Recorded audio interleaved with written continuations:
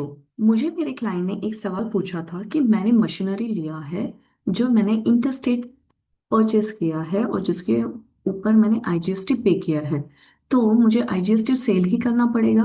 तो ये उनका सवाल था और ये सवाल ऑलमोस्ट हर बिजनेस ओनर का होता है कि अगर हमारे पास आईजीएसटी का क्रेडिट बचा हुआ है या फिर आईजीएसटी का क्रेडिट है तो हमें वो कैसे यूटिलाइज करना है, तो उसके लिए हमें आईजीएसटी सेल्स ही करना पड़ेगा। तो दोस्तों, आज की वीडियो में हम देखने वाले हैं कि अगर आपके पास आईजीएसटी का क्रेडिट है तो उसका यूटिलाइजेशन कैसे कर सकते हैं।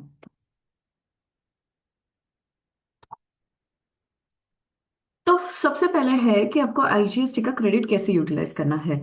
तो आईजीएसटी का क्रेडिट ऑफ कोर्स हमें जो हमारा सीक्वेंस होता है कि आईजीएसटी अगर क्रेडिट है तो हमें आईजीएसटी सेल्स जो होने वाला है उसमें से हम माइनस कर सकते हैं या फिर सेट ऑफ ले सकते हैं। लेकिन सबसे पहले आईजीएसटी आईजीएसटी के अगेंस्ट ही जाएगा। तो उसके लिए आपको इंटरस्टेट सेल्स करना जरूरी है। अगर आपने कोई भी इंटरस्टेट सेल्स नहीं किए हैं या नहीं कर सकते तो आईजीएसटी का क्रेडिट हम कैसे यूज कर सकते हैं। तो आईजीएसटी का क्रेडिट हम सीजीएसटी एनएसजीएसटी और यूटीजीएसटी के लिए भी यूज कर सकते हैं।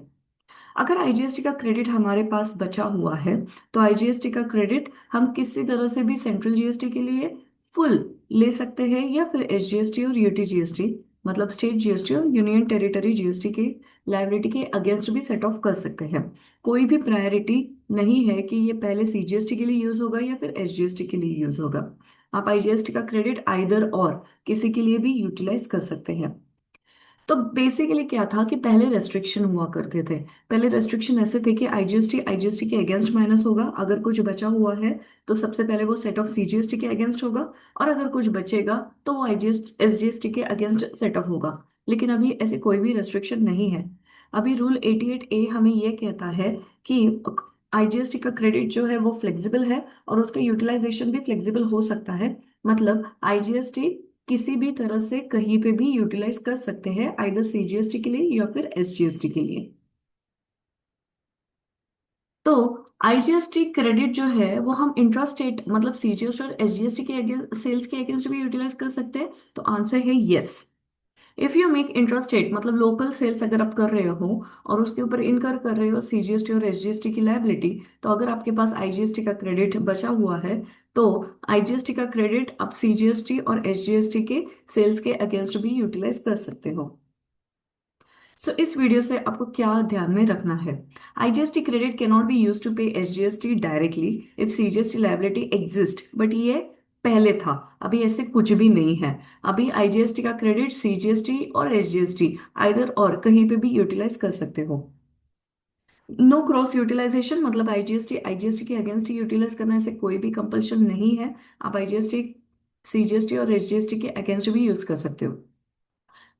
सीजीएसटी का जो क्रेडिट होता है उसके ऊपर एक रेस्ट्रिक्शन है कि हम सीजीएसटी सबसे पहले सीजीएसटी के अगेंस्ट माइनस करेंगे और अगर कुछ बचेगा तो आईजीएसटी के अगेंस्ट यूटिलाइज करेंगे। लेकिन सीजीएसटी का क्रेडिट हम एसजीएसटी के अगेंस्ट नहीं यूज कर सकते और उसी तरह एसजीएसटी का क्रेडिट हम सीजीएसटी के अगेंस्ट नहीं यूटिलाइज कर सकते। मतलब सेंट्रल का हम स्टेट में नहीं और स्टेट का हम सेंट्रल में नहीं यूटिलाइजेशन कर सकते। लेकिन यही रूल आपको आईजीएसटी के लिए एप्लीकेबल नहीं होता है। आईजीएसटी का क्रेडिट ये पूरी तरह से फ्लेक्सिबल है और आईजीएसटी आप अगेंस्ट आईजीएसटी या फिर सीजीएसटी या फिर एसजीएसटी के अगेंस्ट यूटिलाइज कर सकते हो। हम एक एग्जांपल ले लेते हैं कि हमारे पास आईजीएसटी का क्रेडिट अवेलेबल है 1 लाख रुपीज। हम आईजीएसटी मतलब इंटरस्टेट सेल्स कर रहे हैं जिसका टैक्स लायबिलिटी हो रहा है 40,000। उसके बाद सीजीएसटी सेल्स इनकर कर रहे हैं जिसका टैक्स लायबिलिटी है 30,000 और एसजीएसटी इनकर कर रहे हैं जिसका टैक्स लायबिलिटी है 20,000। तो इसका यूटिलाइजेशन कैसे होगा। तो सबसे पहले हम क्या करेंगे कि 1 लाख अगेंस्ट 40,000 मतलब आईजीएसटी का जो क्रेडिट अवेलेबल है तो 40,000 सेल के अगेंस्ट हम यूटिलाइज करेंगे, मतलब हमारे पास बैलेंस बचेगा अभी 60,000। सो 60,000 जो है वो 60,000 हम लायबिलिटी मतलब सीजीएसटी और एसजीएसटी की लायबिलिटी के अगेंस्ट सेट ऑफ कर लेंगे। मतलब 60,000 सीजीएसटी 30,000 है। तो अब अगर 60,000 में से 30,000 माइनस होते हैं तो 30,000 बचेंगे और वापस 20,000 है। मतलब 30,000 में से अगर हम 20,000 माइनस करेंगे तो 10,000 बचेंगे। और ये जो 10,000 आईजीएसटी का क्रेडिट है वो हम कैरी फॉरवर्ड करेंगे हमारे नेक्स्ट रिटर्न में या फिर नेक्स्ट मंथ में। तो इस तरह से हमें यूटिलाइजेशन करना है। ऐसे कोई भी रूल नहीं है कि आपको आईजीएसटी के लिए इंटरस्टेट सेल्स ही करना है। अगर आपका इंट्रास्टेट ट्रांजैक्शन भी है तो भी आप आईजीएसटी का क्रेडिट यूटिलाइज कर सकते हो।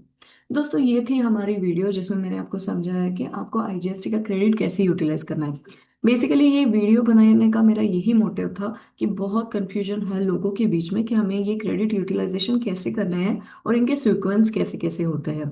तो इस वीडियो से आई होप आपको ये पूरे कंसेप्ट समझ में आई होगी कि क्रेडिट यूटिलाइजेशन कैसे करना चाहिए।